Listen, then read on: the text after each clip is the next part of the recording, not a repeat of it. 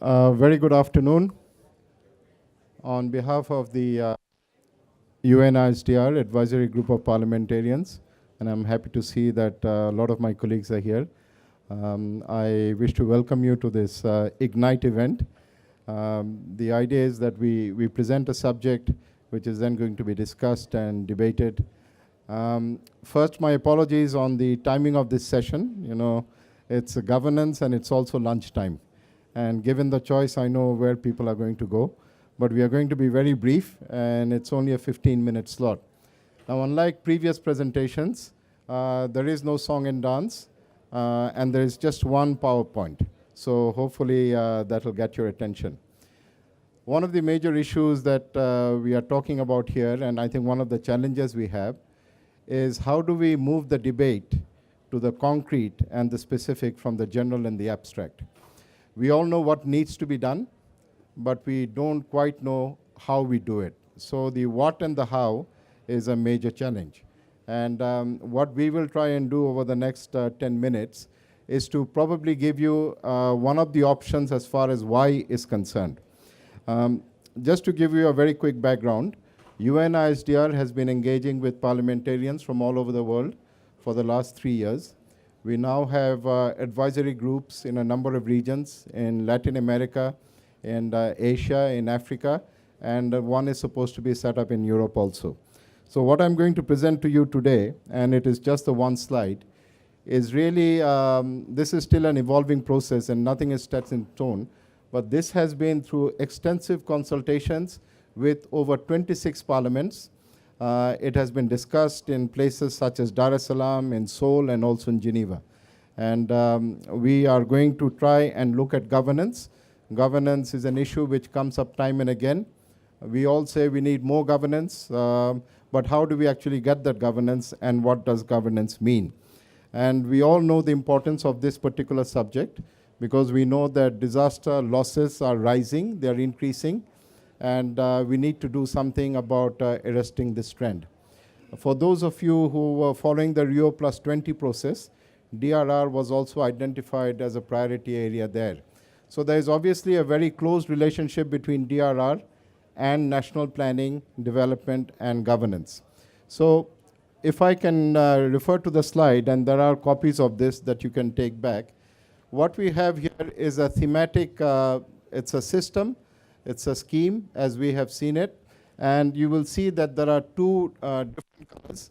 One is the blue, which is the institutional framework, regulatory framework, legislation and parliament's oversight, and decentralization. Now these we are referring to as drivers of governance. This is what drives the governance process. And underneath in red, we have transparency and accountability, and empowerment and inclusion. These are supposed to be the underlying principles. So you have got drivers and you have got principles, and then you have got the economic, social, environmental.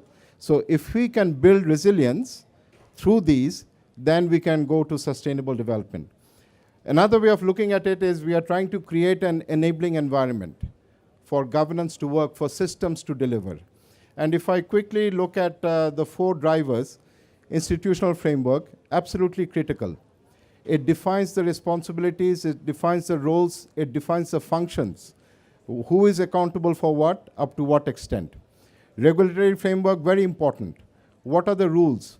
For instance, in Bangladesh, if I give an example, we have done exceptionally well in disaster management, but a lot needs to be done with regard to building codes, with regard to zoning. So what do you build, where? So unless you have the rules and the bylaws, you cannot really move the process forward. Legislation and parliamentarians' oversight, very important. And legislation, as we know, is an important key to governance. And unless there is robust oversight by parliamentarians, you are really not going to get the result that you're looking at. One of the themes which is mentioned time and again, and also here, are communities. How do you build the resilience of communities?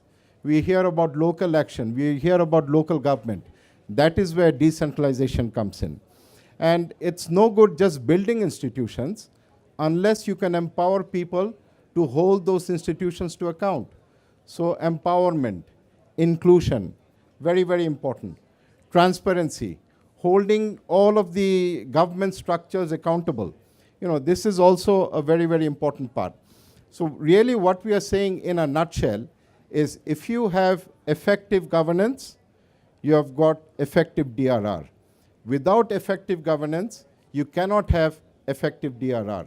And if you cannot ensure DRR, then sustainable development is really going to be a dream rather than a reality. So I think it's very important that we understand this whole concept of governance. We need to define it more. Just not say what good governance and bad governance, not only say we need more governance, but actually describe what that means. And I think the other important aspect which has come up time and again is how do the people hold the governments to account? We also talk about capacity building. We talk about capacities of communities. And I think that is also something that we try and address here. So this, as I've said, is an evolving process. This is not the final product, but I think you can see from that captures all of the major elements of what we are also discussing here. Maybe we don't refer to it in terms of governance, but really what we are talking about at the end of the day, whether it is the resilience of communities, whether it is local action, whether it is coordination at a national and local level, all of these aspects, in fact, come into what we refer to as governance. And I think governance is going to be a fundamental aspect as we move forward. Even if you look at the MDG goals, governance was identified as an important element. But I don't think enough time has been spent in trying to define what governance is. And here what we have done is really an attempt to bring to you as what we as parliamentarians and elected representatives think what governance should be. Now, when we were making the presentation, we knew we had 15 minutes, but we also wanted to leave a few minutes for questions and answers.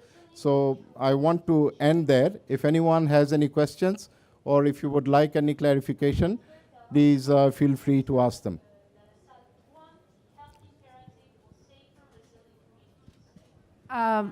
This is an excellent model that can be applied for governance under any situation. So it's not specifically for DRR, and I think you are giving us a generic picture. But we have seen in many countries that the political will behind such governance and such culture does not exist. So how are we going to ensure the political change? And my concern are on two levels. One is the private sector. How do we make them fit into this entire governance framework that you have presented here, and how do we ensure that gender discrimination is removed and women still come into the center of this governance?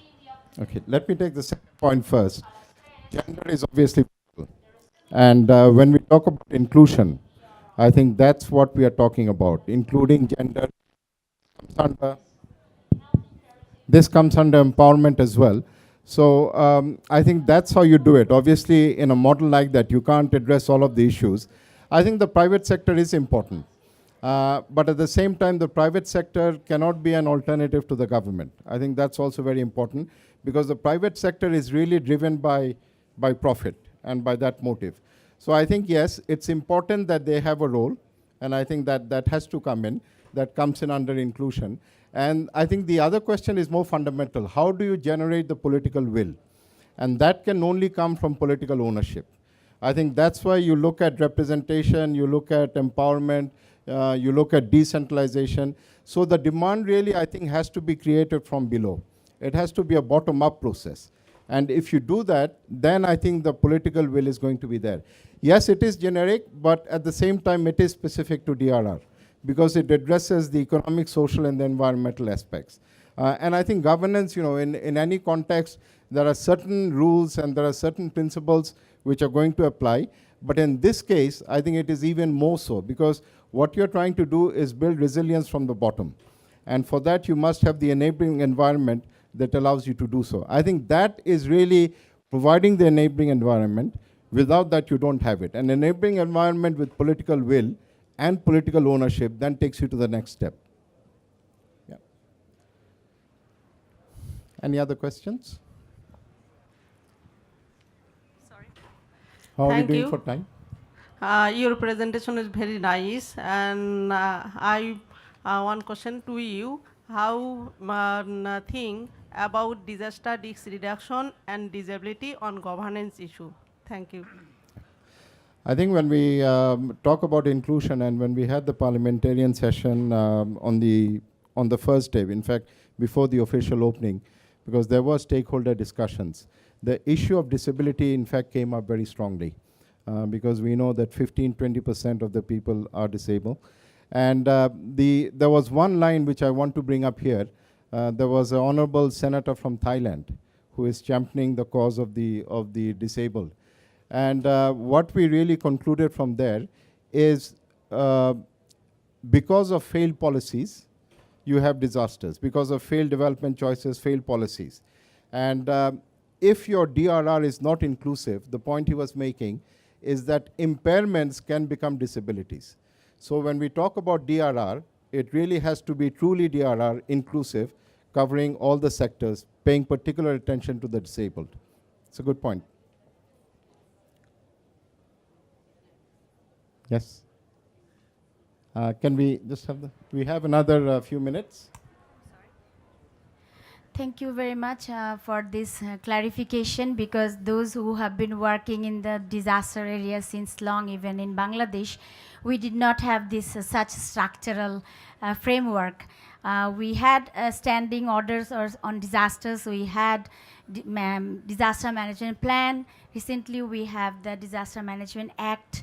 We had the regulatory framework model, but because we are going to the post-2015 context, this model is like we are moving from vulnerability to resilience.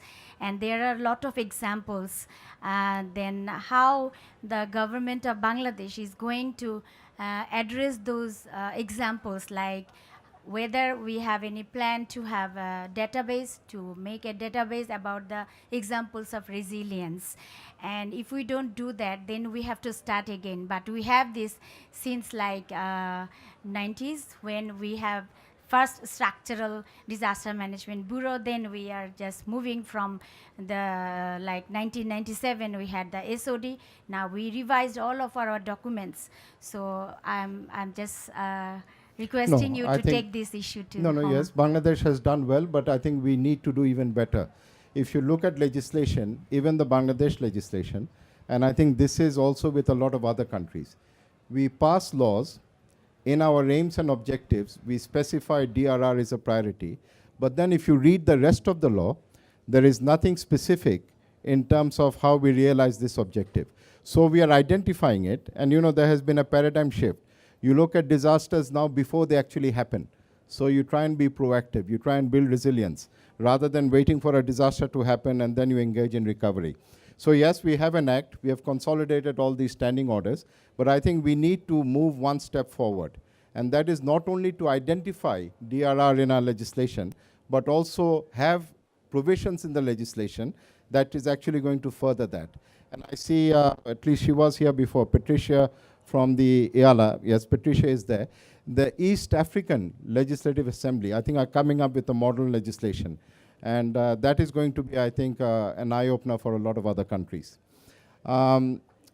May I conclude, because I see our organizer here to say time up. Thank you very much. There are copies of the flyers available. And I would encourage you to look at that. And if there are any inputs, please share with us. Thank you.